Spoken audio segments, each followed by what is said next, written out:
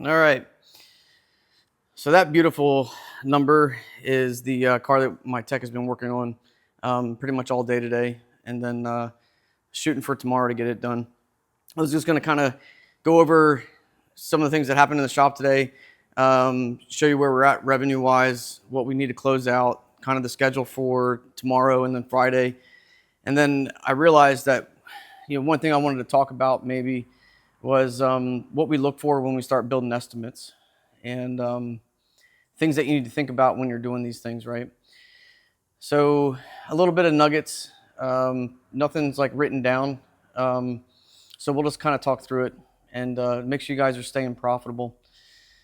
So right now it is Wednesday. I'm closing out for the day. My feet hurt. I don't want to stick around forever. I did 2 alignments and an alignment check today, and unfortunately the 2 alignments were on the same truck. We got this truck done, this guy behind me here, 2017 Silverado. Has the leveling kit on it. I didn't know that when he scheduled. This is the one we put those tires on. Well, I did the alignment first thing this morning and got it all in green. The only adjustment needed was toe, and test drove it, and it's drifting to the right slightly. And I don't like that. Just because it's in green doesn't mean it's right, I guess. And it's been 20 years since I was, have been doing alignments, right? So definitely a little rusty, and I care about the quality of product I'm doing. So we're going to end up doing I did the alignment a second time. We shoved a little more caster on the right side to try to help with the drift, and it's pretty darn good. At this point in time, I'm pretty confident in blaming road crown. I don't have any really good flat roads around me to really check it, but steering wheel straight, and when I get onto a spot where I can tell it's flat, it's not drifting, so I feel pretty good. It's some pretty big tires on it too, so I'm sure it's following the road a lot harder than some other ones. But so revenue-wise, we're sitting at 75-ish, 100 at the closeout of today. I have 3 cars in the shop right now. With evaluation, the Volvo is up to about 4,000. The Silverado is at a little over 3,500, and that Jeep, I still have to put the fuel pump in. That one is right around $1,700 or $1,800 for that one. So I don't have anything on the schedule tomorrow. I purposely blocked it off to make sure we get this Volvo done. A lot of times what happens when we get these big jobs like that, it just kills us because I have other work here. And when I have a technician dedicated to a car for like 2 days out of the week and I don't close that thing out, it kills us, right? And then it'll be a carryover into Monday, and Monday has already got 3 or 4 appointments on it, and it just keeps on continual over and over and over again. So here's one thing that I was doing when I had probably a little more control in the schedule and I wasn't too concerned about revenue to be able to pay bills, right? We don't really typically have a car count problem here. It was a little light in February, but March is not really an issue. January, the first week of January, second week of January, we were slammed. So it was just a little spurt. But here's one thing that I did on my schedule that you might want to think about. We only schedule 1 check engine light or 1 evaluation, like electrical evaluation, or something that might take a little bit more time than usual. We only schedule 1 of those a day. The other thing that we do is that for a long time, we weren't scheduling anything on Friday until Wednesday afternoon. Because, you guys know, hopefully, that you're watching the channel, like, we sell really large tickets.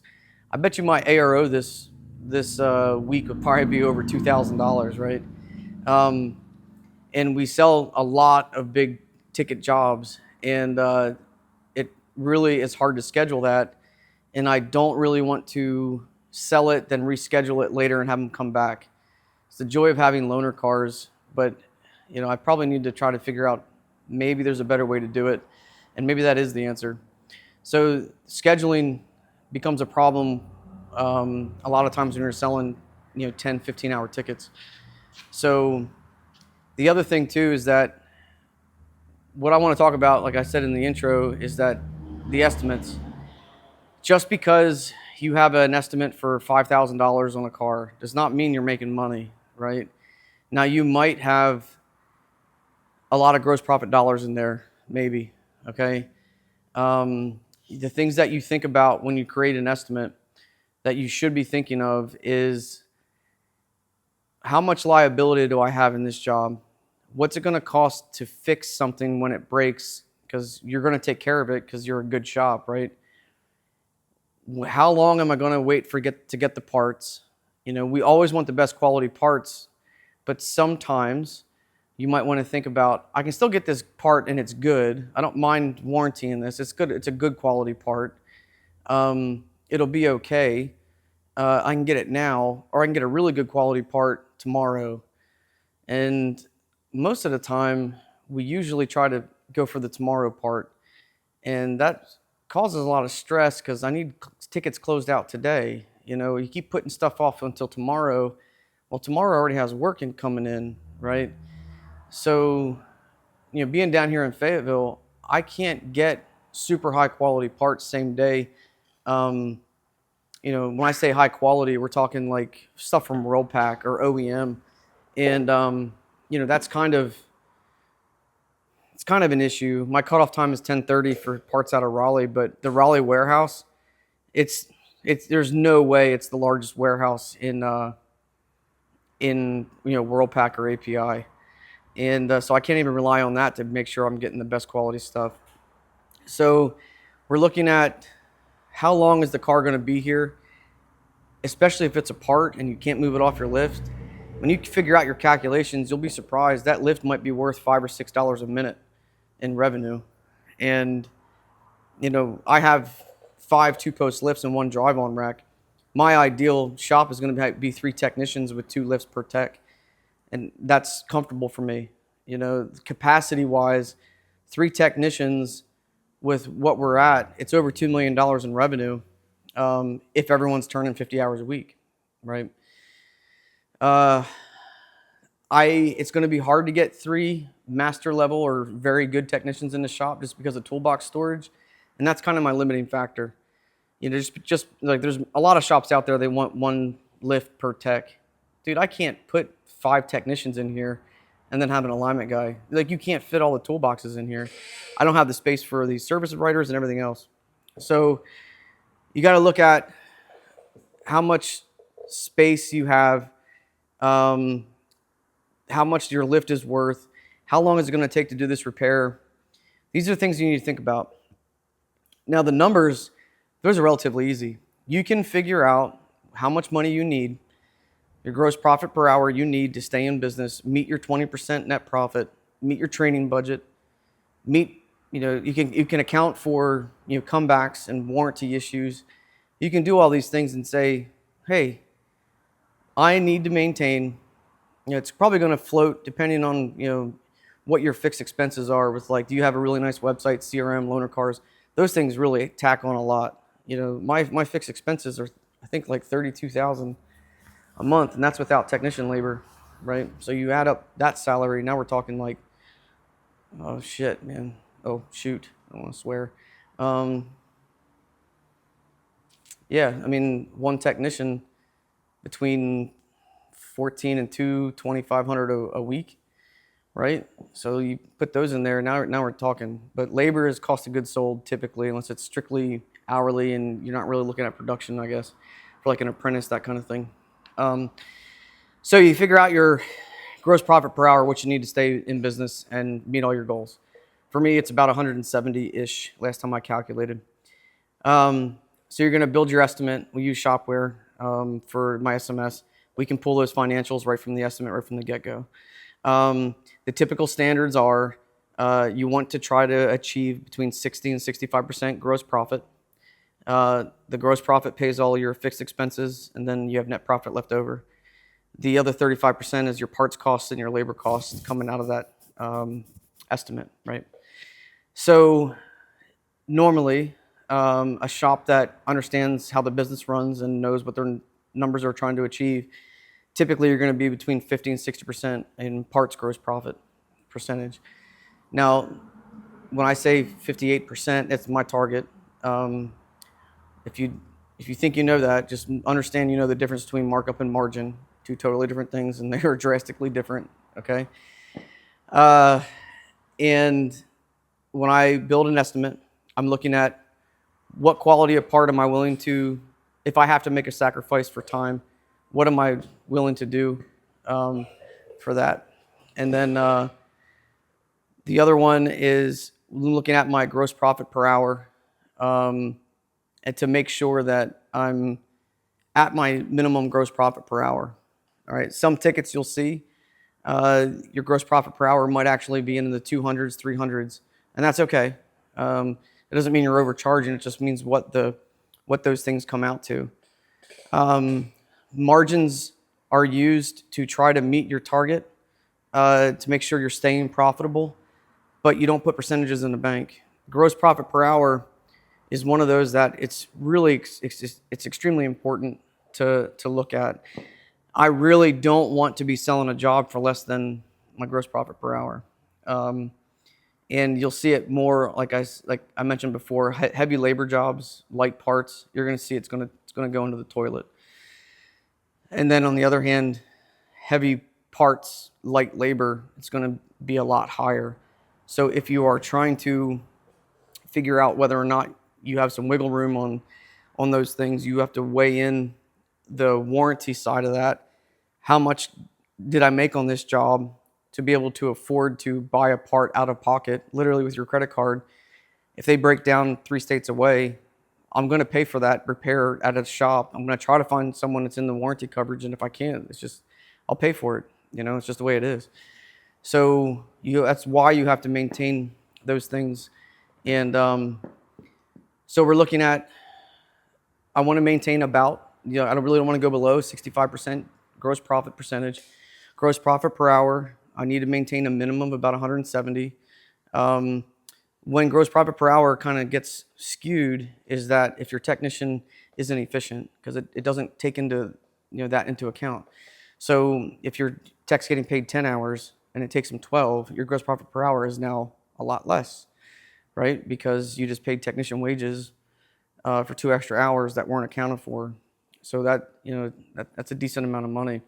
Now, on the other hand, if you're doing like maintenance work, gravy maintenance work, and a transmission service pays 3 hours or something like that, and he can get it knocked out in an hour and a half, then your gross profit per hour is actually a lot higher because you can pull something else in. Okay, so keep those things in mind. So we're looking at gross profit per hour, my parts percentages. Typically, let me tell you what I don't put in the matrix, or I don't try to track it, is batteries we sell for between 30 and 40% gross profit. It depends on the market. If it's a really expensive battery, I might sell it at 30%. And then if it's an inexpensive battery, I'll sell it at 40%. Those are the ones you want to look at your gross profit per hour too. Buy good batteries. Don't be buying junk batteries and putting in people's cars. The standard battery for us is a 3-year warranty battery. Now I noticed that a lot of them are going to a 4, and I think I've even seen 5-year batteries again. So we try to sell those things. Tires, we are going to sell at 30%. Now tires get calculated separately. We are at 30% for any tire over $75. Any tires under 75, we're going to bump them up to 35 or 40%. Can't remember what the market set up in my system. Spark plugs we do at 50. Brake pads and rotors we do at 55%. Calipers, hoses, and any other kind of brake thing is full matrix. All right. The filters, I'll float sometimes between 50% and full matrix. Depends on the job. I kind of look at it and see what the market may bear. So we have those things. Now, shopware, unfortunately, there are categories for each one of those. But and you can set it up that way to where you can get the percentages correct immediately. But everything goes through the parts system, so you get your final parts margin at the end. So for us, our target's 58. We have it set at 62 because we lower brakes, spark plugs, and oil filters, and those kind of things. So when you balance all that stuff out, it comes out to about 56 to 58%, depending on the week. So we're going to look at parts, parts margins. So then the tickets created, or the estimate for that one labor operation. Some guys will go through and they'll say this entire ticket overall is 65% I'm healthy. So they might sell something at 60% or 58%, but then another one is 70, and they're like, overall the entire ticket's 65%, which is a win for them.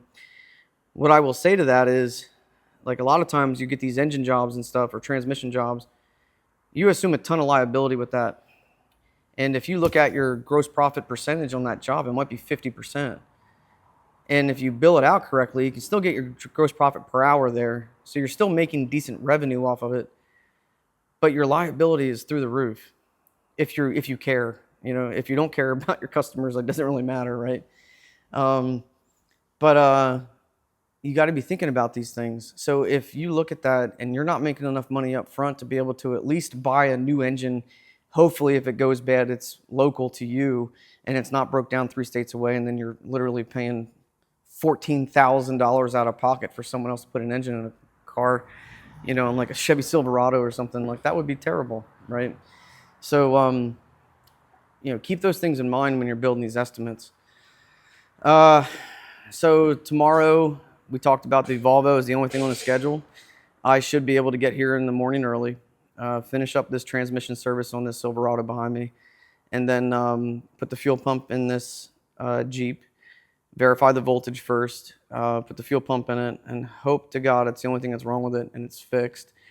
And I have that S10 I need to pull in and start getting it knocked out. I have to call that customer tomorrow morning and talk to her after the DVI is complete. So I have some data, and I'm going to check to see if it does have a parasitic draw before I actually call her. And then I have to approach her about what we found on the DVI and the headlights not working and all this other stuff. So it's going to be a less stressful day because we don't have any appointments. So the only thing my advisors are going to have to do is answer the phones, maybe try to fill the schedule up. One last thing before I leave, the schedule, things to think about on the schedule, because we're booked out a week. I'm thinking about not bringing in like any more check engine lights or electrical diags unless it's an established customer. Like,